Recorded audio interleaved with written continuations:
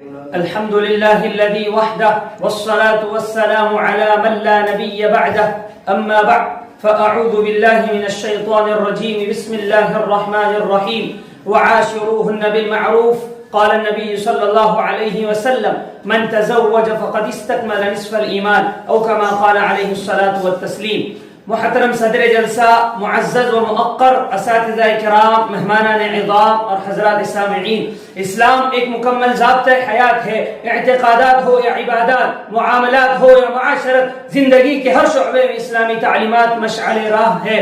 اسلام نے زندگی کے جملے شعبے جات کے لیے نظام اعتدال و توازن پیش کیا ہے. شریعت اسلام کا احاطہ زندگی کے کسی زاویے یا زمانے تک محدود نہیں، بلکہ اس میں پوری انسانی زندگی کے لیے توسع ہے.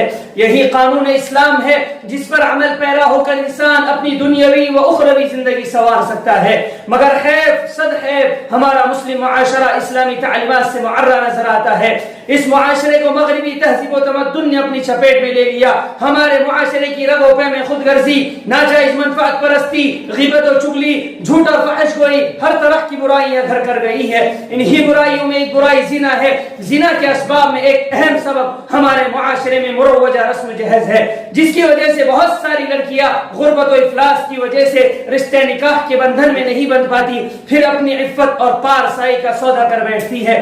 رسم جہیز ہمارے سماج کے لیے زخم ناسور سے کم نہیں. جہیز کے نام پر مسلم بیٹیاں جس طرح ہراساں کی جا رہی ہے وہ ہر کس و ناقص سے ظاہر و باہر ہے. اسی وبال جہیز کی وجہ سے سینکڑوں مسلم بیٹیاں گو نگو مسائل و آلام سے دوچار ہے. علی الصباح اخبار بھی نہیں کی جائے تو جلی حرفوں میں دل خراش واقعات آپ کو ملیں گے کہ فلاں جگہ کم جہیز لانے کی بنا پر بدن پر تیل ڈال کر آگ لگا دی گئی، تو فلاں مقام پر گلا گھوٹ کر قتل کر دیا گیا، تو فلاں جگہ انسان نما بھیڑیوں کے مظالم سے تنگ آ کر بے قصور و لاچار عورت نے خود ہی موت کے پھندے کو گلے لگا لیا.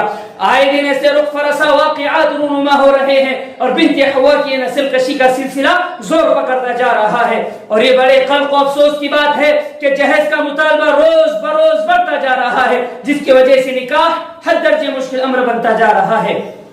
معزز سامعین، نکاح ایک پاکیزہ رشتہ ہے. سرور کائنات صلی اللہ تعالی علیہ وسلم نے نکاح کی اہمیت و فضیلت کو اجاگر کرتے ہوئے نکاح کو نصف ایمان قرار دیا ہے. جیسا کہ ارشاد نبوی صلی اللہ تعالی علیہ وسلم ہے، جب کوئی بندہ رشتے زوجیت سے منسلک ہو جاتا ہے تو نصف ایمان کو مکمل کر لیتا ہے. لیکن آج کے دور میں اس مقدس رشتے کو بے غیرت خاندانوں اور نوجوانوں نے نفع جوئی اور زور طلبی کا ایک کاروبار سمجھ لیا ہے. آخر جہیز کی حرص کیوں ہر ادنا و اعلیٰ سے آیا ہے کہ مہنگائی اپنے عروج پر ہے. پسماندہ طبقے کو دو وقت کی روٹی کے لیے ٹھوکریں کھانی پڑتی ہے اور ان کے گھروں میں بہن بیٹیاں بن بیاہ ہی صرف اس لیے بیٹھی ہے کہ ان کے ولیوں کے پاس خطیر رقم نہیں ہے کہ جہیز دے کر رشتے ازدواج سے منسلک کرے. غور کرنے کا مقام یہ ہے کہ آخر جہیز کی حرص کیوں ہے. اس کا ایک بڑا سبب یہ ہے کہ جو اہل دولت ہے وہ اپنی دولت کی نام و نمود کی خاطر یا لڑکی اور داماد سے بے پناہ محبت کی نمائش کی خاطر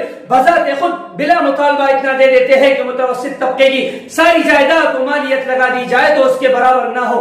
ان حضرات کا دیکھ کر دوسرے بھی زیادہ سے زیادہ جہیز دینے کی فکر کرتے ہیں اور اسی کو اپنی عزت اور عظمت خیال کرتے ہیں اور نہ دینے پر اپنی بے عزتی اور حقارت محسوس کرتے ہیں. معزز سامعین، ہمارے معاشرے میں مروجہ جہیز سرتابہ شناعت و قباحت کی جڑ ہے، لیکن اس کی انسدادی تدابیر کیا ہو سکتی ہے؟ اس کی روک تھام کے لیے معاشرے میں دینی ماحول پیدا کر کے اسلامی احکام کی عظمت و اہمیت قلوب و اذہان میں اتارنا ضروری ہے. اس بات کو دل و دماغ میں راسخ کیا جائے کہ مومن کی سرخ روئی اور کامیابی اسی میں ہے کہ خدا کی قائم کی ہوئی حدود کے اندر رہ کر بہتر و جائز طور پر اپنی دنیا بھی خوشحال بنائے اور آخرت بھی سنوارے. نوجوان نسل میں خشیت الہی پیدا کی جائے، متاع دنیا اور ثواب آخرت سے لا تعلقی کو قطع کیا جائے اور یہ ذہن نشین کرایا جائے کہ نکاح ایک پاکیزہ رشتہ ہے جو نسل انسانی کی حفاظت و بقا اور انسان کے فطری جذبات کی مناسب تحدید کے لیے وضع ہوا ہے. اس لیے اللہ کے نبی صلی اللہ تعالی علیہ وسلم نے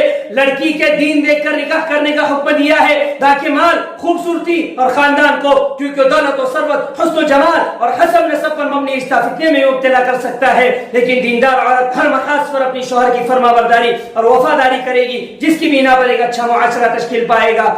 آخر میں باری تعالیٰ سے دعا ہے کہ ہمارے مسلم نوجوانوں میں سمجھ عطا فرمائے اور سنت نبوی کے مطابق نکاح کرنے کی توفیق مرحمت فرمائے. آمین. وآخر دعوانا الحمد للہ رب العالمین.